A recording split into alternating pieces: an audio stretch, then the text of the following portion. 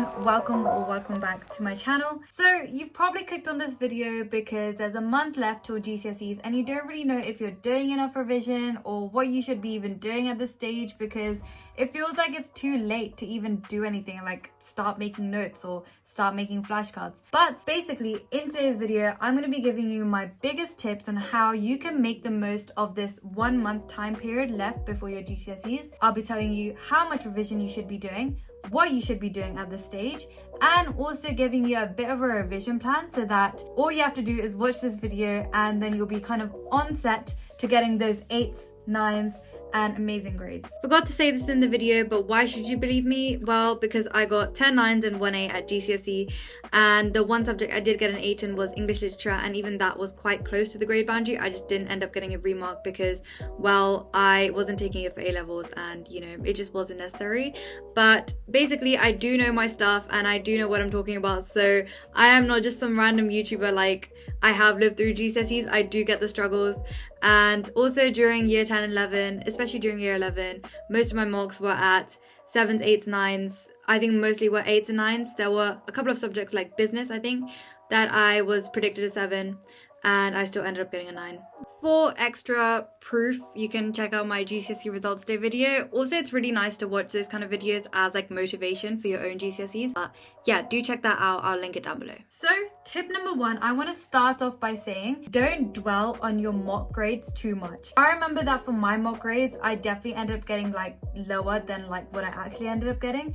So if it's in your mindset and you keep on thinking about what you got for your mocks, then as much as it is kind of hard to like not think about bad grades, definitely do try and like move past it. Think about your actual GCSEs as like a whole new chapter, because mocks are also kind of harder because it is your teachers marking it and your teachers might be harsher than the examiners in the real test. But also I think that, I don't know if other schools do this, but for my school, I know that for some exams that I did for like GCSEs, we ended up just making our own grade boundaries rather than using exam grade boundaries, which is what you should be doing. Definitely do use your like mocks to see like your weaknesses, any topics that you kind of found really difficult. Tip number 2 is if you're making notes, you should know like how to use them as well. I think that right now, a lot of people do say that it's not like the time to make notes. I would say like I strongly do recommend you use other techniques, but I know so many people use like notes and like they made their own notes during GCSEs and they still ended up getting quite good grades. So I would say you can make them as long as you know how to use them. So let me tell you the method that I would use if I was making notes. So what I would do is I would make like a little mind map, or if you're making notes, try and make them as concise and as in your own words as possible. The last thing you want to do is just copy off the slides and not take in any information. You might have already heard of the term active recall if you've been watching lots of studying videos. But basically, you want to be actively recalling that information. So you want to be actively using your brain to try and think, okay, how do I put this in my own words, or what this process actually is, or how do you actually do it? So you want to be actively getting that information out rather than just passively looking at the slides and just writing it down. So firstly, making the actual notes, or if you're making flashcards, that's also really good as well. I think I was a flashcard warrior during GCSEs. If you have seen my Instagram, you'll be able to see like my science flashcards that I made.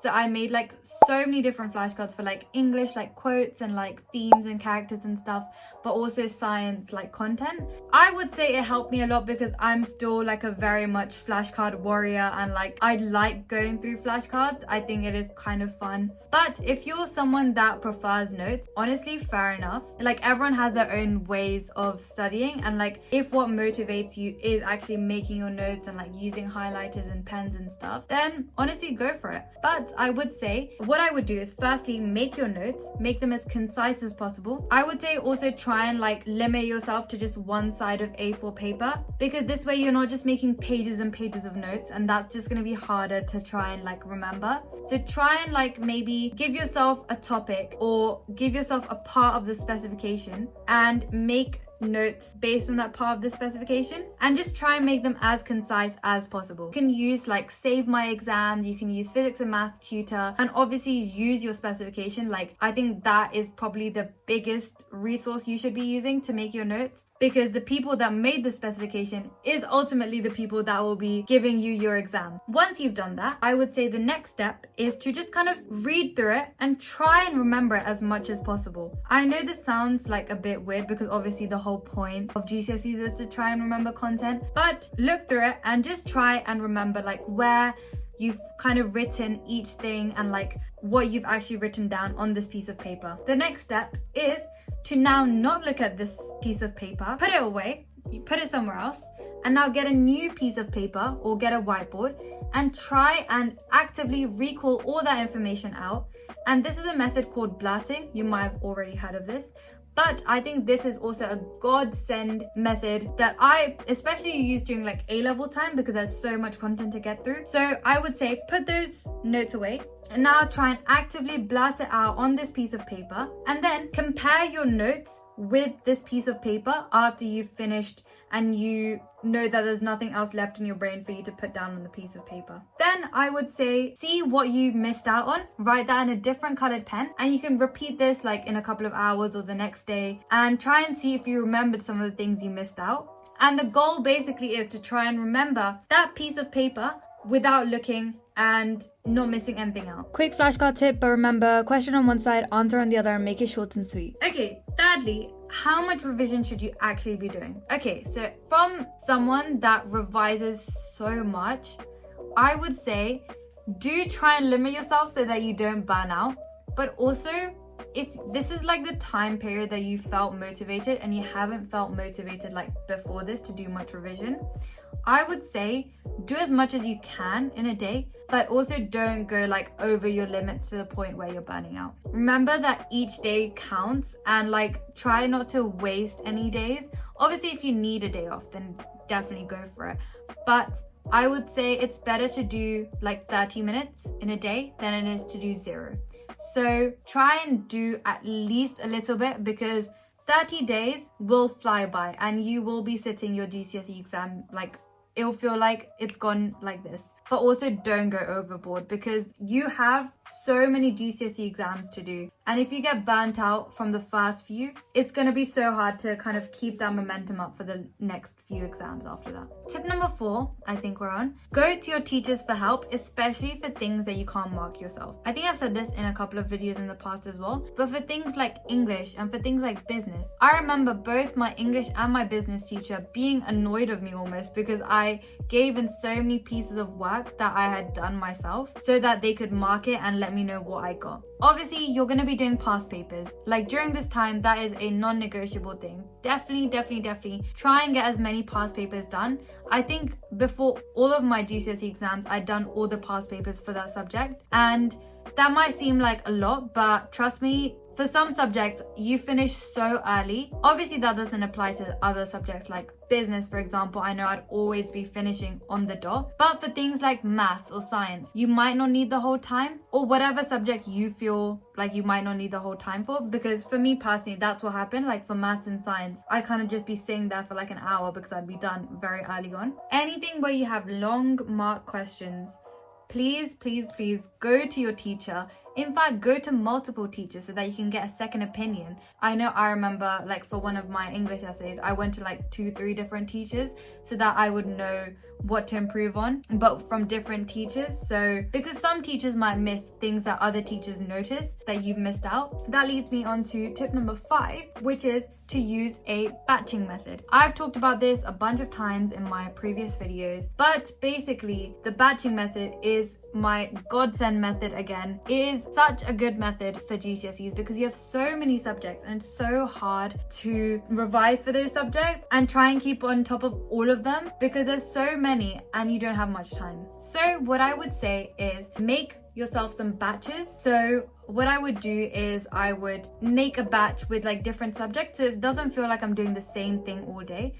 So for example, I would have like maths, physics, computing in 3 different batches because they are quite similar in their work and I don't want to be doing the same thing all day. If you're someone that likes variety, I would say do this. But if you're someone that likes doing the same thing and then, you know, the next day doing like a similar type of group of subjects, I would say batch your subjects accordingly to how you like it. That's something I haven't mentioned in previous videos. But for example, if you like variety, because I know I do, I would put physics, math, computing in different batches, for example, and you'd have 3 or 4 different batches depending on how many subjects you do. So let's say you do 9 subjects, you'd have 3 batches of 3.